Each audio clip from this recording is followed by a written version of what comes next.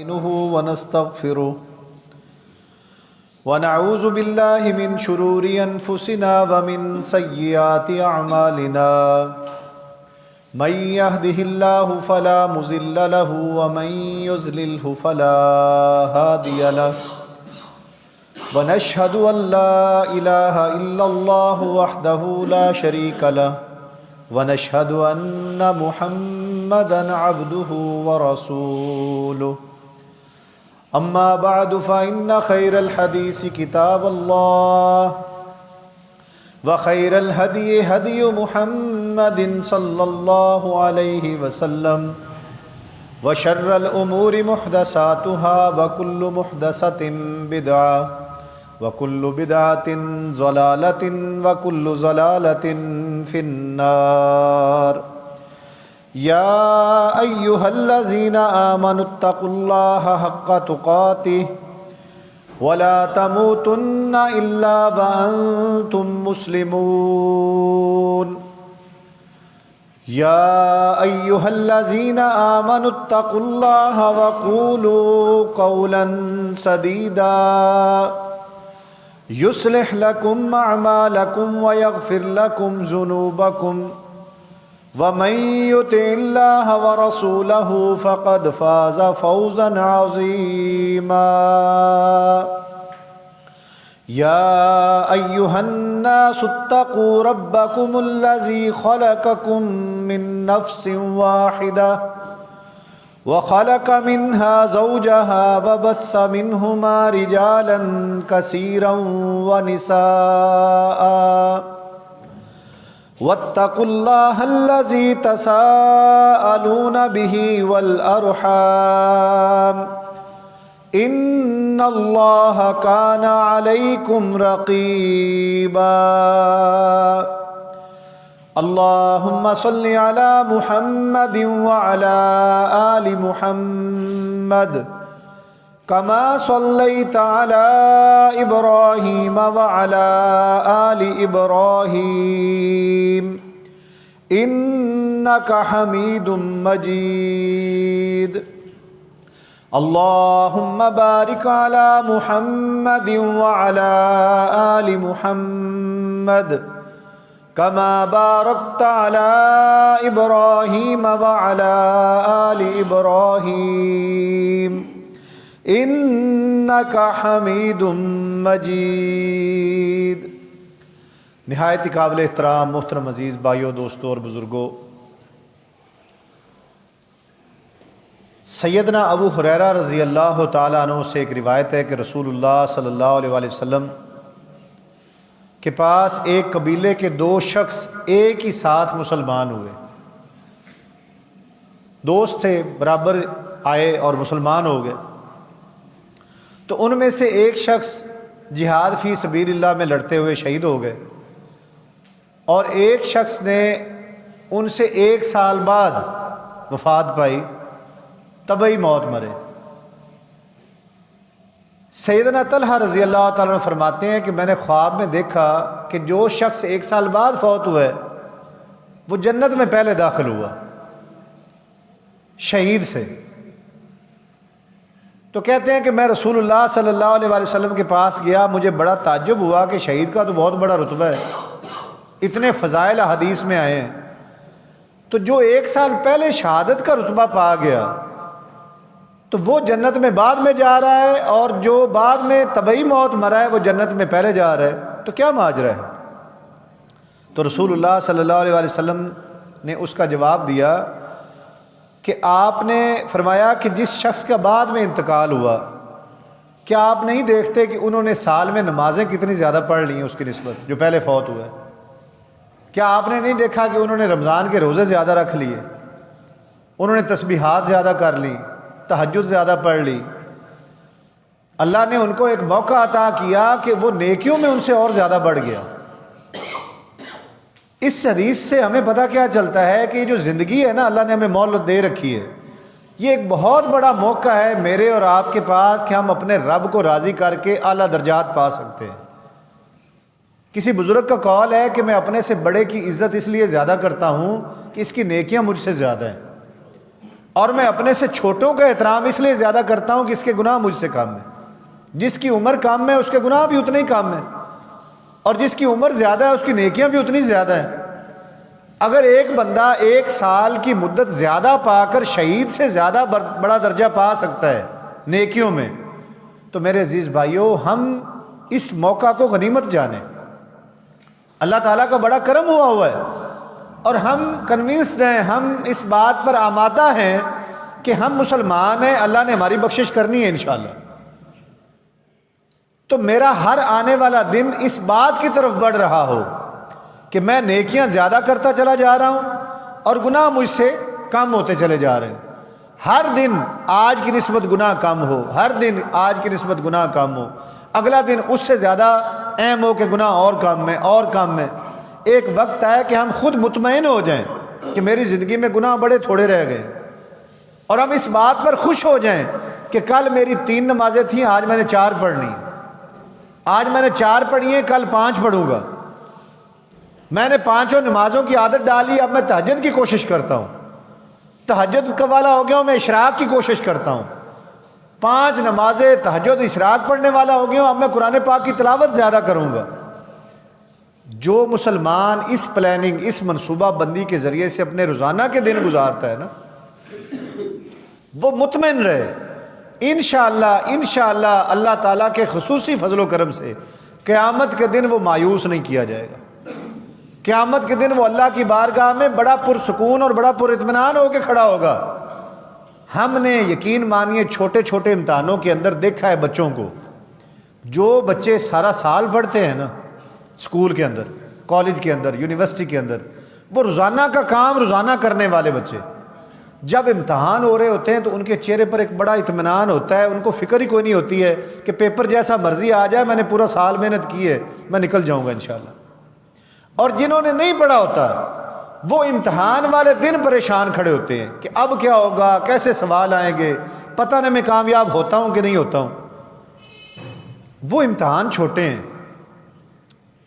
کیا اللہ تعالیٰ قرآن مجید میں ارشاد فرماتے ہیں وَأَمَّا مَنْ أُوتِيَ كِتَابَهُ فَيَقُولُ هَاؤُمُ اقْرَءُوا کتابیہ. قیامت کے دن بھی رزلٹ بولنے ہیں، ساری خلقت کے سامنے ایک ایک شخص کو بلا کر فلاں ابن فلاں، یہ بندہ فلاں کا بیٹا بھائی آ جائے سامنے. اب اس کا رزلٹ کارڈ اس کو اگر اس کے دائیں ہاتھ میں پکڑا دیا گیا فَيَقُولُ هَاؤُمُ اقْرَءُوا کتابیہ، وہ اعلان کرے گا، چھلانگے مارے گا خوشی سے کہ آ جاؤ بھائی میرا رزلٹ کارڈ پڑھ لو، میرا نامہ اعمال پڑھو، مجھے اللہ نے کامیاب کر دی ہے. اور جس کا نامہ اعمال اس کے بائیں ہاتھ میں پکڑایا جائے گا، یہ نشانی ہوگی، وہ کہے گا کہ یا لیتنی لم اوتا حسابیہ، کاش کہ میرا حساب ہی نہ ہوتا، امتحان میں شامل ہی نہ ہوتا. لیکن میرے عزیز بھائیوں یہ اختیار نہیں ہے میرے اور آپ کے پاس، یہ دنیا دارالامتحان ہے. ہم روزانہ امتحان میں سے گزر رہے ہیں، ہم معاشی لحاظ سے بھی امتحانوں سے گزر رہے ہیں. ہر بندے کو دوسرے کا کاروبار بڑا خوشنما لگ رہا ہوتا ہے کہ فلاں کا تو جی بہت بڑی دکان ہے، فلاں کا بہت بڑا سکول ہے، کالج، یونیورسٹی ہے، فلاں کی نوکری بہت اچھی ہے، فلاں ذمہ دار بہت بڑا ہے. لیکن حقیقی بات یہ ہے کہ ہر بندہ اپنے کاروبار کے حساب سے روزانہ کی بنیاد پر امتحانوں سے گزر رہا ہوتا ہے. مالی معاشی پریشانیاں، وینڈرز کے، تاجروں کے ایک دوسرے کے لین دین، گاہکوں کے ساتھ لین دین، گھر کے معاملات، برادری کے معاملات. میں کہتا ہوں مرد، آپ یقین مانیے اللہ تعالیٰ نے مرد کو بڑا عظیم اور حوصلے والا بنایا ہے، بڑا عظیم اور حوصلے والا. ہم سارے معاملات سارا دن پریشانیوں میں، جھنجٹوں میں، کاروباری معاملات میں ہونے کے باوجود جب شام کو اپنے گھر میں بیوی بچوں کے پاس جاتے ہیں تو ہمارے چہروں پر ایک مسکراہٹ ہوتی ہے بچوں کے ساتھ مل کر. ان کو اپنے مسائل اکثر مرد نہیں بتاتے ہوتے، اور اچھے مرد کی نشانی بھی یہ ہے کہ اللہ نے اس کو صاحب عقل بنایا ہے، اس کو مضبوط بنایا ہے. وہ کاروباری معاملات، پریشانیاں بچوں اور گھر کے افراد سے اس لیے نہ ڈسکس کرے کہ کہیں وہ بھی پریشان ہو کر بیٹھ جائیں. جب مسئلہ میں نے حل کرنا ہے تو پھر مجھے تو کوشش کرتے رہنے چاہیے اللہ تعالیٰ کے لیے. اللہ تعالیٰ میری مدد فرمائیں گے، اللہ تعالیٰ ہمیں ضرور ان مسائل سے نکالیں گے، لیکن ہم اللہ کے ساتھ جڑیں تو صحیح. جس مالک نے ہمیں مصیبتوں سے نکالنا ہے اس سے تو ہم قطع تعلق کر کے بیٹھے ہوئے ہیں، اس سے تو ہم دور بھاگ رہے ہیں.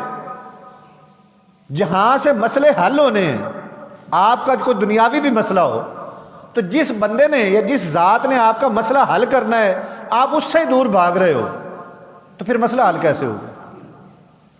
میرے بھائیوں، ہمیں اللہ کو اپنا دوست بنانا ہے، اللہ سے نزدیکی کرنی ہے، اللہ سے جڑنا ہے۔ جتنا جو زیادہ اللہ سے جڑے گا، اور ایک بات یہاں پر اور یاد رکھیں، یہ کبھی ذہن نہ بنائیں کہ میرا اللہ سے تعلق مضبوط ہو جائے گا تو پھر میرے اوپر کوئی پریشانی نہیں آئے گی۔ پیاروں پہ پریشانیاں لازمی آتی ہیں۔ رسول اللہ صلی اللہ علیہ وآلہ وسلم سے لے کر کتنے انبیاء گزرے ہیں۔ اللہ کو تمام انسانوں میں سے سب سے پیارے نبی ہوتے ہیں۔ کیوں؟ کیونکہ نبی اللہ کے دین کی ترویج کر رہے ہوتے ہیں، اللہ کے دین کو پھیلا رہے ہوتے ہیں، اور اللہ تعالیٰ کو اپنا دین اپنے نبیوں سے بھی پیارا ہوتا ہے۔ اللہ کا دین کیا ہے؟ یہ کتاب مبین اللہ کا دین ہے اس کے اندر۔ اب اس قرآن کی تبلیغ کے لیے نبی کریم نے پتھر کھائے ہیں، کوئی ذاتی ایجنڈا تو نہیں تھا۔ حضور نبی کریم صلی اللہ علیہ وآلہ وسلم کو جو طائف کے اندر پتھر پڑے ہیں، وہ کوئی کاروباری جھگڑا تھا، کوئی رشتوں کا، کوئی پیسوں کے لین دین کا جھگڑا تھا، دین کا جھگڑا تھا۔ اللہ کا دین لے کر وہاں پر گئے، ان کو پسند نہیں آیا، ان بدبختوں نے نبی کریم کے پیچھے بچے لگا دیے کہ مارو پتھر اس بندے کو۔ طلاقیں ہوئیں، ہجرت پر کیوں حضور مجبور ہوئے؟ کیا کوئی کاروباری مسائل تھے؟ کیا کوئی سیاسی مجبوریاں تھی؟ کوئی معاشرتی جھگڑا تھا؟ نہیں، دین۔ تو دین اللہ کو پیارا ہوتا ہے، اللہ اپنے دین کو پھیلانے کے لیے نبی بھیجتے ہیں، اور نبی اس کائنات کے سب سے مکمل، اکمل اور بہترین انسان ہوتے ہیں، اور اللہ کو پیارے ہوتے ہیں۔ تو جب نبیوں کی زندگیوں میں امتحان آئے ہیں، نبیوں کی زندگیوں میں پریشانیاں آئی ہیں، حضرت عمر فاروق رضی اللہ تعالیٰ عنہ تشریف لائے نبی مکرم کے پاس، تو نبی کریم علیہ الصلوۃ والسلام نے کھجور کی ایک چٹائی کے اوپر سر کے نیچے ہاتھ دے کر لیٹے ہوئے تھے۔ تو نبی کریم علیہ الصلوۃ والسلام جب بیٹھے تھے تو آپ کے جسم اطہر پر چٹائی کے نشان تھے۔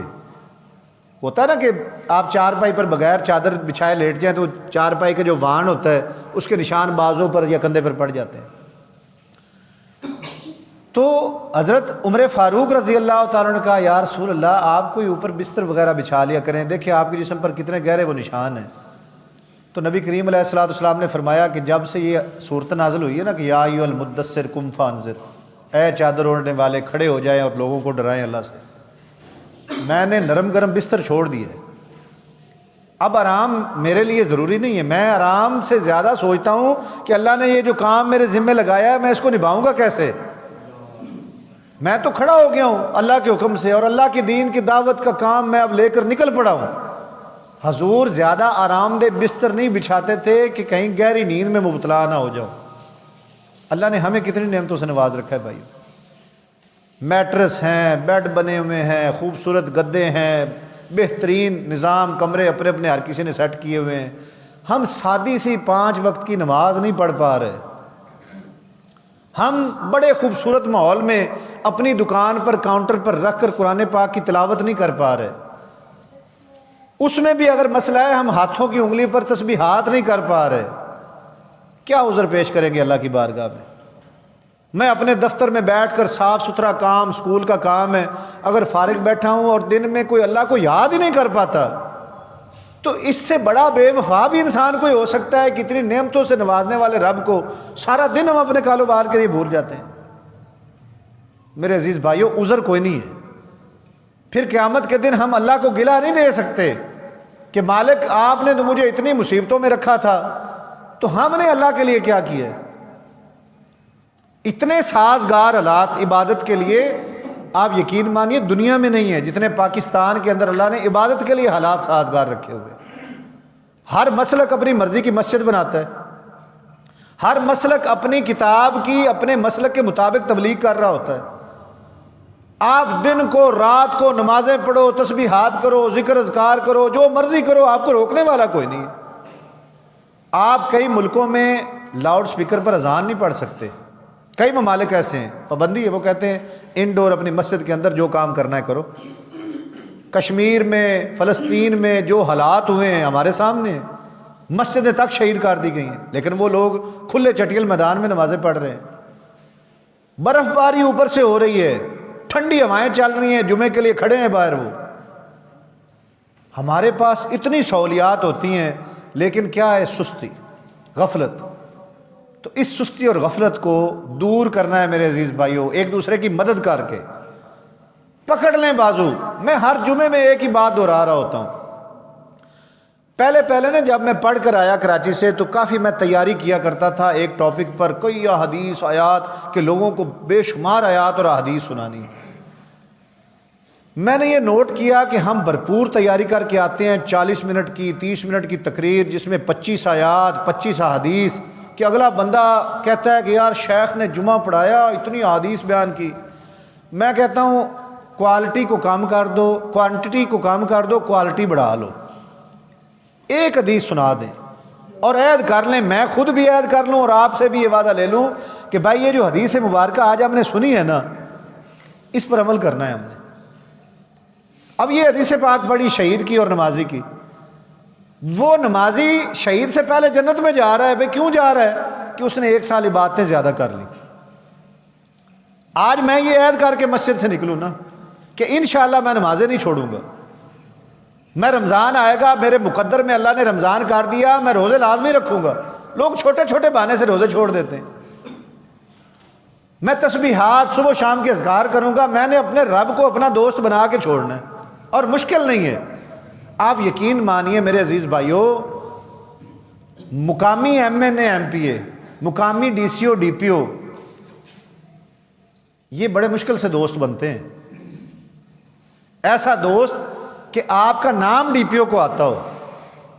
آپ جب جائیں نا تو ان کو کہیں، جو باہر کھڑا ہوتا ہے دروازے کے اوپر، ان کا پی اے یا گارڈ یا چوکی دار، کہ ان کو کہیں ڈی پی او صاحب سے کہ ان کا دوست آیا ہے فلاں تاجر دکاندار، وہ باہر خود اٹھ کر آئے اور آپ کو ویلکم کر کے اندر لے جائے۔ کتنا بندہ پراؤڈ فیل کرتا ہے کہ یار میرا ڈی پی او سے ڈائریکٹ تعلق ہے بھائی۔ اللہ تعالیٰ کیا فرماتے ہیں؟ صحیح بخاری کی روایت ہے، کیا ہے میرے بندے، تو میری طرف ایک بالشت چل کر آتا ہے نا تو میں تیری طرف بھاگ کر آتا ہوں، تو ایک قدم اٹھاتا ہے میں دوڑ کر آتا ہوں تیری طرف۔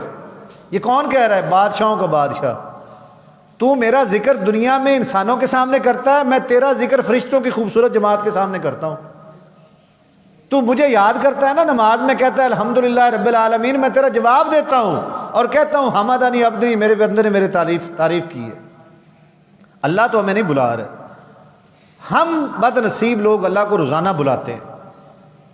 یہ بد نصیبی میں کہہ سکتا ہوں، اور یہ نصیب اپنے ہاتھوں سے ہم بنا رہے ہیں۔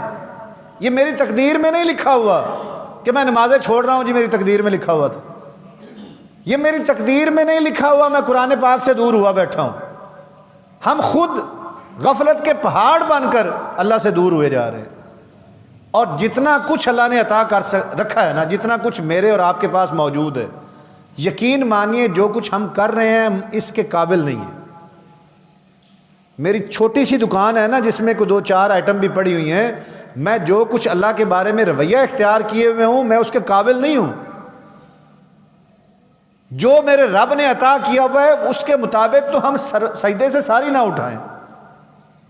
جو میرے رب نے عطا کیا ہوا ہے اللہ ہم سے ہماری اولادیں چھین لے کہ تم لوگ رویہ کیا اختیار کیے ہو، میرے بندے ہو کر، میرے مسلمان ہو کر ناپ تول میں کمیاں کرتے ہو، ملاوٹ والا سودا بیچتے ہو، دھوکہ دیتے ہو لوگوں کو، ناقص چیزیں بیچتے ہو، لوگوں کے اعتماد توڑتے ہو۔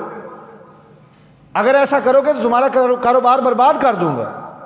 لیکن کیا ہے، اللہ موقع دیے جا رہے ہیں، قیامت تک کے لیے موقع ہے۔ جتنی زندگی ہے اتنا موقع ہے کہ اب ٹھیک کر لو، اب ٹھیک کر لو، اب ٹھیک کر لو۔ میرے عزیز بھائیوں، نماز کو ٹھیک کرنا ہے۔ پہلے نمبر پر نماز بے حیائی اور برے کاموں سے روکتی ہے۔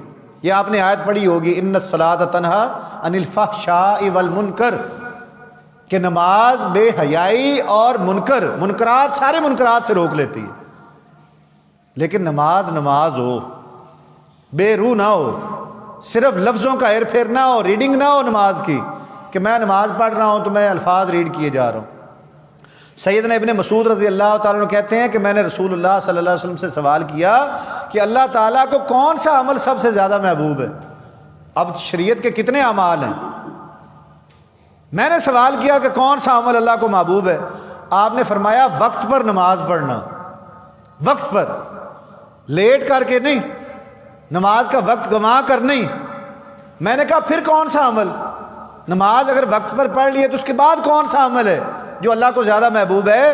آپ نے فرمایا ماں باپ کے ساتھ نیک سلوک کرنا، جن کے زندہ ہیں نیک سلوک کرو میرے بھائیوں، میرے چھوٹے بچوں، میرے ہم عمر بھائیوں، میرے بزرگوں، جن کے والدین زندہ ہیں وہ جیسے بھی ہیں، لوگ کاروباری معاملات میں جھگڑے کر کے والدین سے قطع تعلق کیے بیٹھے ہیں کہ میرے بھائی کو زیادہ دے دیا، مجھے کم دے دیا۔ جو دے دیا انہوں نے دے دیا، آپ ان کو معاف کر دیں، بحیثیت اولاد معاف کر دیں، اور جو کچھ انہوں نے آپ کو دے دیا ہے نا، آپ کی پیدائش سے لے کر اب تک، آپ ان کا شکریہ ادا کریں کہ اے میرے والد محترم، میری پیدائش میں، میری تخلیق میں، میری پرورش میں، میری تعلیم میں، مجھے بڑھانے چڑھانے میں آپ نے جتنا کر دیا تھا نا، میں آپ کا وہی احسان مند ہوں، میں اس پہ راضی ہوں۔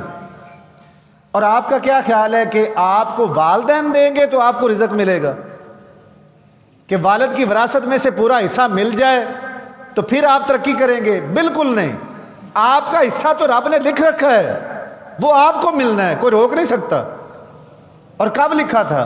جب ہم ماں کے پیٹ میں تھے، پیدا ہی نہیں ہوئے تھے تو میرے رب نے ہمارا رزق لکھ دیا تھا۔ وہ جو وراثت میں ڈنڈی پھری ہے نا، بھائی زیادہ لے گئے یا تھوڑا لے گئے، یا والد نے بے انصافی کی، آپ نے اپنے والد کو معاف کرنا ہے دنیا میں کہ ابا جی آپ کو پتہ نہیں تھا کہ شریعت میں وراثت کے کیا احکام ہیں۔ آپ اپنی زندگی میں اگر بیٹوں اور بیٹیوں کو دے رہے تھے تو آپ نے یہ غلط کیا ہے کہ آپ نے بیٹی کو نہیں حصہ دیا۔ آپ 3 بیٹے ہیں، 2 بیٹے ہیں، 1 بیٹا ہے، باپ سارا کچھ آپ کو دے رہا ہے نا، یہ ہوا ہے اس معاشرے میں۔ لوگ اپنی زندگیوں میں بیٹوں کے نام کاروبار، زمینیں، جائیدادیں منتقل کر رہے ہیں تاکہ میرے مرنے کے بعد بیٹی وراثت میں حصہ دار نہ ہو۔ وہ بندہ اپنی قبر میں جہنم کی آگ بھر رہا ہے۔ والد کو کہیں کہ ابا جی میں ہاتھ جوڑتا ہوں، میں ہاتھ جوڑتا ہوں کہ میں نے سارا کچھ نہیں لینا، میرے بھائی ہیں، مجھے جتنا ملتا ہے میں اتنا لوں گا، باقی آپ ان کو دیں۔ لیکن یہ بڑے جگرے کی بات ہے، یہ کہنا آسان ہے کہ ساری پراپرٹی، سارا کاروبار، ساری جائیداد مل رہی ہو اور بیٹا کہہ رہا ہو کہ نہیں میرے بہن بھائیوں کو حصہ دے، میں سارا نہیں لیتا۔ یہاں پر ایمان کا پتہ لگتا ہے۔ نماز وقت پر پڑھیں، ماں باپ کی قدر کریں، اور پھر آخری عمل کیا تھا؟ صحابی پوچھتے ہیں کہ یا رسول اللہ اسلام کا اور بہترین عمل کون سا ہے؟ تو آپ نے فرمایا اللہ کی راہ میں جہاد کرنا، اور یہ نیت بنا کے رکھیں کہ اللہ نہ کرے، جنگ مانگنی نہیں چاہیے۔ رسول اللہ کی حدیث میں ہے کہ اللہ سے کبھی بھی جنگ نہ مانگو، لیکن اگر جنگ مسلمانوں پر مسلط کر دی جائے تو پیٹھ پھیر کر بھاگنا نہیں ہے۔ رسول اللہ کی حدیث مبارکہ ہے کہ جو شخص زندگی میں کبھی نہ جہاد اس نے کیا، نہ جہاد کی نیت بنا کے رکھی، فمات علی شعبۃ من النفاق، وہ منافقت کے کسی ایک شعبے پر مرے گا۔ نیت کیا ہو؟ اللہ ہمارے وطن کی حفاظت فرما، ہمارے دین کی حفاظت فرما۔ لیکن اگر کافر قوم دنیا کی کوئی بھی ہو، جس دن اس نے ہمارے ملک و ملت پر، ہمارے دین پر ہاتھ ڈالا، ہم واپس نہیں ہٹیں گے، ہم پیٹھ پھیر کر نہیں بھاگیں گے، ہم تیرے دین کے لیے سیسا پلائی دیوار بن کے کھڑے ہو جائیں گے۔ جو بندہ اس نیت کے بعد مرتا ہے نا، وہ منافقت کی موت نہیں مرے گا۔ اللہ تعالیٰ ہم سب کو عمل کی توفیق عطا فرمائے۔ وآخر دعوانا ان الحمدللہ رب العالمین۔